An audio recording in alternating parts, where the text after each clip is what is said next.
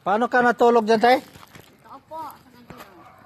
Bibidyohin kita kasi paano tulugan yan? Saan banda? Ano? Dapat dito upuan. Kayat si ate oh. Ano kaya? Paano walang higaan dyan? Wala nga. Paano yung ano yung? Bakit hindi pala gamitin yung plywood? Hindi ko pa naayos. Kasi ate dito lang siya natutulog oh, sa ganyan oh. Dito lang si ate natutulog sa ganito. Pero dito lang siya natutulog sa kuan. Ito dapat sana ate oh, ang ginawa mo oh. Ito ba ito? Ito siya na. Ayaw na nga yung paayos. Ito ba ang higaan mo lang? Plywood. Ha? Yung plywood. Oo. Ganun din. Maghiga dyan sa simento ba? Ilatag mo dyan. Kawawa ka naman masyado. Yan ang gusto nila. Ha? Yan ang gusto nila. May pigtabong pagbalang sa paano may pag-ulan.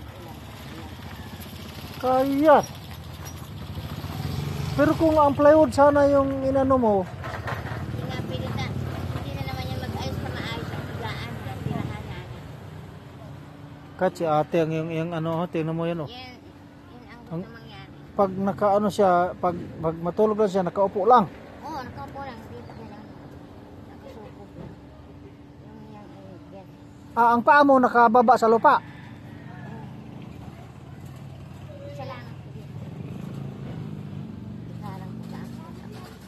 Kayat, ito lang yung tulugan ni ate oh. Ito lang oh, yan oh. Yan lang tulugan niya. Yan. Yan, may pagkain ng pusa siya. Yan lang oh. Yan, upuan lang. Bakit kasi ayaw mo umuwi sa kuan? Mauwi nga ni. Ha? Mauwi nga ni. Wala pang pera. Sabi pinauwi ka na raw doon. Pauwi. Wala o nga ano makauwi. Saan ang lugar mo? Sa Bicol. Diyan sa Goa. Sa Goa Albay? Oo. Ang pamilya mo, anong, Sa Bicol pa. Bicol lang. ano mga apelido? Camarines. Ha? Puerta. Sa mismo ikaw Puerta. Si Madiris mo, Garcia. Pero marunong ka magbikol. Hindi Garcia. Kapatid mo si Garcia.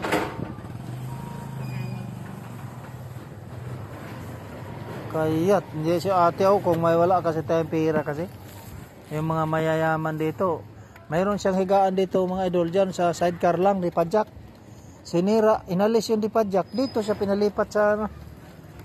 Ang maganda sana, yun ang tulugan mo. Ilagay ba sa ilalim? Yun nga sabi.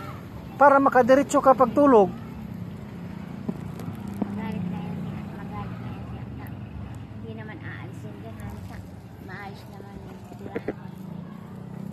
Hindi, ang ibig sabihin, yung plywood na yon, Higaan. ilapag mo dyan sa ilalim para ikaw makadiretso kang kuwan. Paano na lang yan makaupo ka, kawawa naman ikaw.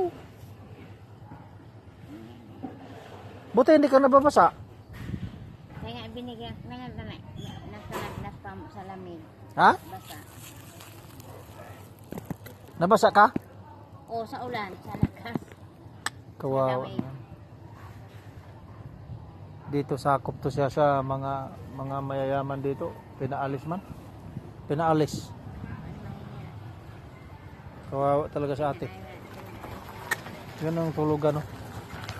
Yan lang tulugan niya, yan oh. Yan. Oh. Ito naman niya si ate oh. Pero mataba pa rin siya. Pero sa pagkain may nagbibigay naman ng pagkain. Mayroon nagbibigay pagkain dito. Ang sayo lang yung tulugan na walang dapat mayroon kang plywood. Yung upuan, nalilig ko yun. Kay? Yun. Dapat yung mga mayayaman na mga ano, yung nagbablog na mayayaman, yung sumasahod na ng malaki.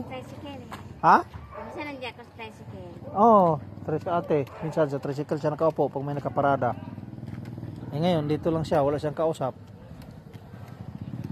Saka uminom tubig. Doon hanap ko doon. Mineral yan tubig mo. May nagbibigay. Inawasa? Doon na, Wawa. Si ate. Ayan o. Ayan ang bahay ni ate. Yan o. Si ate o. Yan o. Yan. Yan mo yung bahay ni ate o. Yan lang o.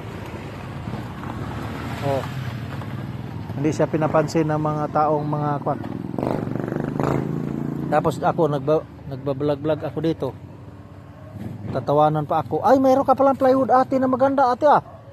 Ito. yun nga ni, bantayan ko nga yan. Kabaong ganyan ni ano. Ha? Kabaong. Ang kabal mo liwala ka naman kabaong. Kabaong ba? Kabaong daw. Niluluko lang. Isapin mo ba pahigaan? Yun nga, ipan. Oo. Anong kabaong? Saan ka naman nanawalang kabaong? Ano ba yan? Wala hirap ka na nga oh. Kawawa naman talaga. Diyos ko Lord. Diyos ko Lord.